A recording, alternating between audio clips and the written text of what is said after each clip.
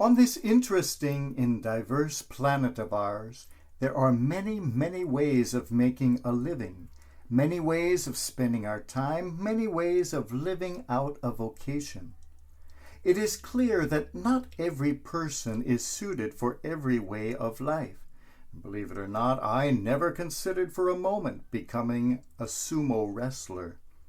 Some professions are quite common and have wide appeal, while others are so unusual that one encounters them only once or twice in a lifetime.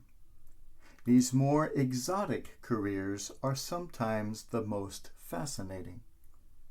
Once, many years ago, I came into contact with a man on top of a high flagpole.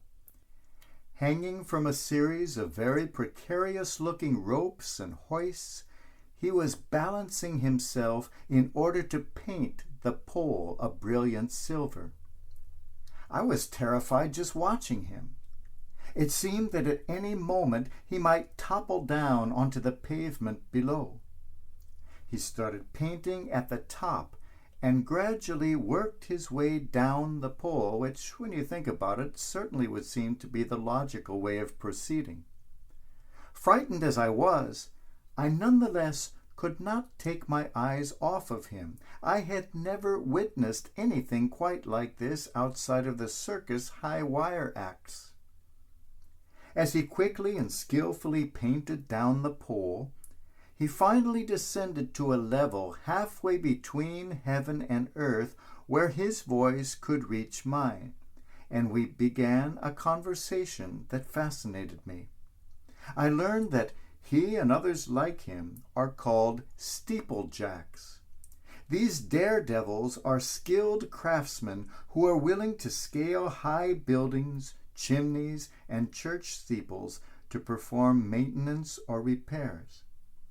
Needless to say, there are not that many people capable of doing this, and they are in great demand.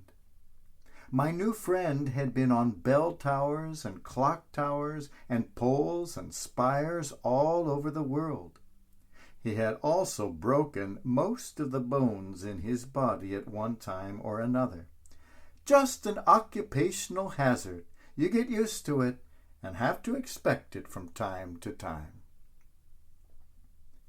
Why on earth, then, I asked, did he continue to do it? Well, he laughed now and said, "It is not about earth. It is about reaching something higher than earth. It is about liberating oneself from earth and experiencing the thrill of looking down onto it. It is not about being confined to having your feet planted on the ground, but is the closest thing to soaring. It is about hovering between heaven and earth. It is about touching heaven." Well, I never dreamed I would find a philosopher on top of a flagpole. This man obviously had a lot of time to meditate on the things of earth and the things of heaven, as he looked down upon the one and looked up into the other, hovering in a unique position between the two. And I thought at that moment of John the Baptist, described by Jesus as higher than the greatest of those of the earth, yet lower than the least of those of the heavens.